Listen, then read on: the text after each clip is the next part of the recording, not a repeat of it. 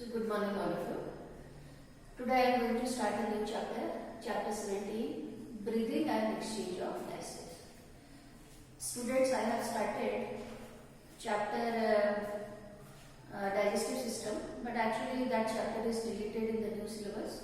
So I am not going to explain that chapter. So today I have started another chapter, so that is breathing and exchange of gases. Okay. So all of you know that all living organisms, they respire, and without respiration process life is not possible. If there is no respiration, then we cannot say living, then it acquires the character of the non-living. So in the respiration process there are two words, one is the breathing, another is the respiration. So breathing, that is a physical process, and in the process of the breathing we are taking in oxygen, giving out carbon dioxide. So here you can find out the ribs and all the ribs muscles. So they are mainly responsible for breathing. And whereas the respiration, so that is a chemical process where food is broken down to produce the energy, because there is requirement of energy in the body. The food whatever we are taking, so why we are taking the food, what is the use of the food? So all these food, the organic compounds, they are oxidized in the presence of oxygen, and then these are broken down into carbon dioxide, water, and energy is liberated. So that energy is used in different metabolic activities or physical activities. So without respiration, living organism, they cannot survive. It is a defining property or the character of all living organisms. Now in the mammals, because the mammals, now these are all complicated animals, and in mammals you can find out there is a proper respiratory system is there, where the main organ, so that is lungs. So here you can find out now the process, so that is divided mainly into three stages. One is the external respiration, second is the gas transfer between lungs and tissues, and third is internal respiration. So in the external respiration, what is happening? Because the oxygen, so that is there in the atmosphere, and we are in contact, not directly in contact with the atmosphere, but with the help of the organ, the body is taking oxygen. So the oxygen, so that is entering into the body or into the respiratory system, because you know that the human beings, we are having the nose, and the nose is having two opening which is called nostril. So with the help of the nostril, oxygen, so that is entering into the respiratory system, and then you can find out ultimately the oxygen it reaches to lungs. Human beings, we are having one pair of lungs.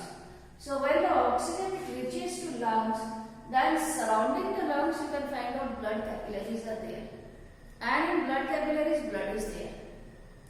Blood is having a pigment which is called hemoglobin, because the RBC, so that is having hemoglobin. The oxygen, so that is combining with hemoglobin to make oxyhemoglobin. Then with the help of the blood it is carried to all living tissues, because each and every living cell requires oxygen. So the oxygen, so that is ultimately provided to the tissue from lungs. Then in the tissue what is happening, because the tissue or all the living cells, they are also with the help of the blood, they are also getting the digested food. Then the food is oxidized in the presence of oxygen, and then ultimately you can find out it is broken down into carbon dioxide, water, and energy is liberated. So this energy is needed for the survival of living organism. If the organism is small, then there is small requirement of energy. If the organism is bigger, or the complicated organism or the complex organism which is having the organ and the organ system, then you can find out there is requirement of large amount of energy. So the living organism, you know that we belongs to the phylum, so that is vertebrates, and we are most advanced in the animal kingdom. So there is more requirement of the energy, because the animals, they are also moving from one place to another place. Physical activities are also more. So there is more demand of energy by the body, and that demand, so that is fulfilled with the help of aerobic respiration. Now how many types of respiration are there? It is of two types. One is aerobic, another is anaerobic. So aerobic process, that is taking place in the presence of oxygen, whereas the anaerobic process, it is taking place in the absence of oxygen. Alright. Now all of you know that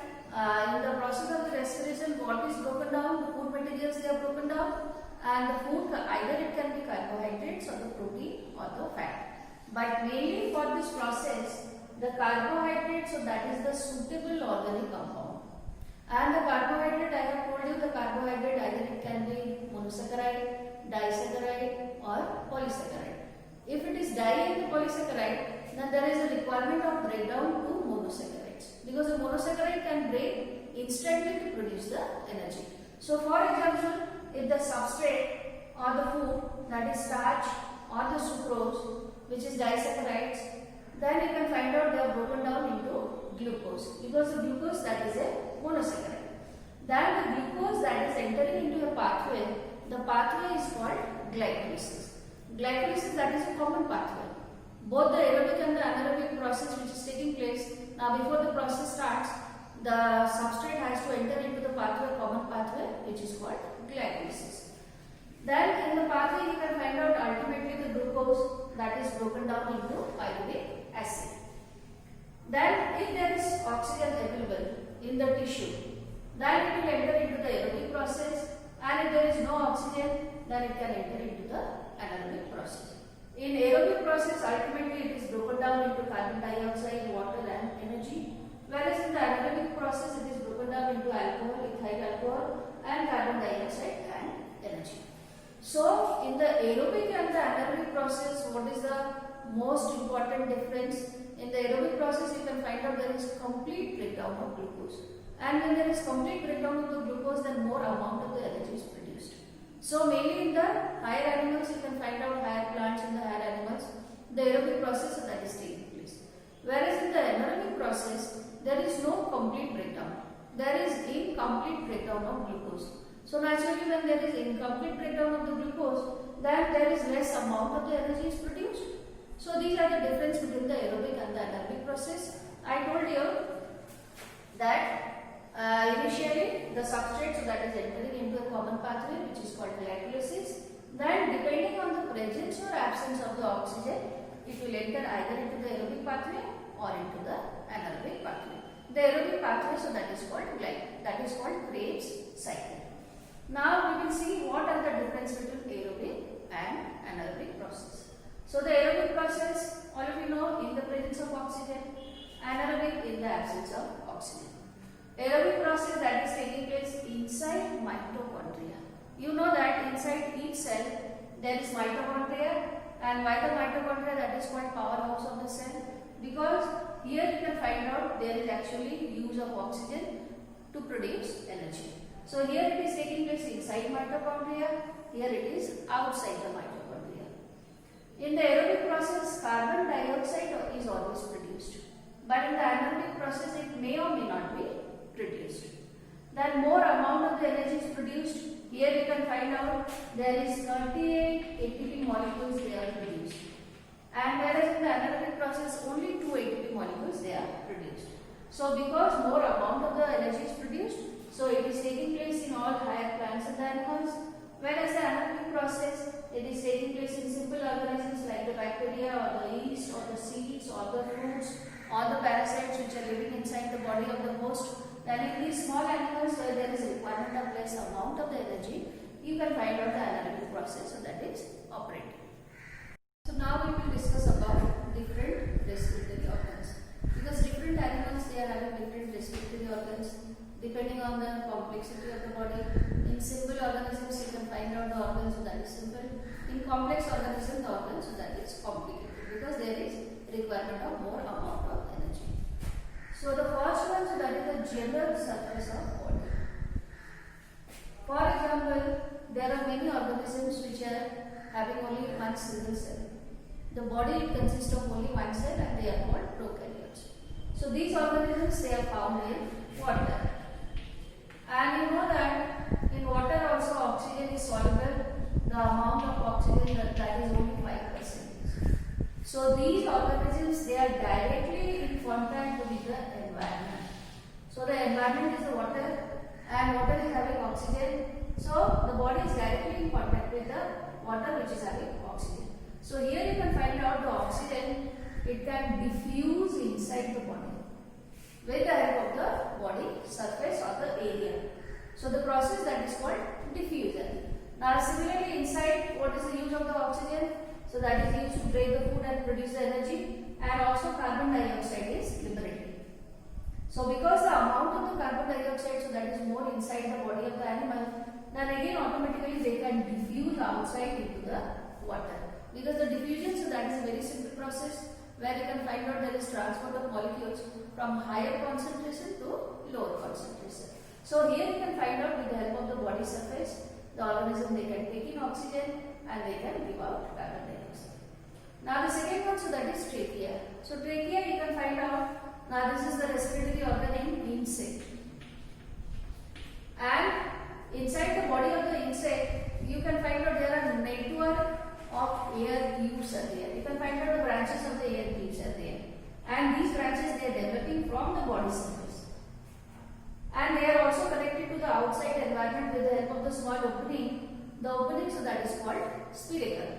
So with the help of the opening, oxygen which is there in the atmosphere that will enter into the trachea. Then surrounding the trachea you can find out the blood capillaries are there. So the oxygen, so that will be transported into the blood, and as the blood, so that is circulated all over the different parts of the body, oxygen can be carried to the each and every part of the body. So this is called trachea, and this is the respiratory organ in insect. Then the third one, so that is gills. Gills you can find out in fishes. And fish, you know, they live in water. Near the head, you can find out there is one cartilage structure which is called operculum. And below operculum, gills are present. Like for example, we are using brush to clean waters. In the brush you have seen bristles are there. So here also in the gills you can find out there are gill filaments are there. And these gill filaments, they are also supplied with blood capillaries in which blood flows. And because this part, so that is exposed to the outside environment which is water, and again water is having dissolved oxygen. So when the water is coming to this part, then you can find out the oxygen which is there in the water, so that is entering into the blood which is there in the capillaries. Then with the help of the blood, it goes to different parts of the body. Again after the metabolic activities, when the carbon dioxide is produced, then again it is transported to gills, and then it can be transported outside. So in fish you can find out gills. So these are all the respiratory organs. And higher organisms like for example all mammals, all vertebrates, birds, reptiles, mammals, there you can find out the organs, so that is lungs. So we are having one pair of lungs. One pair, and it is spongy, elastic structure.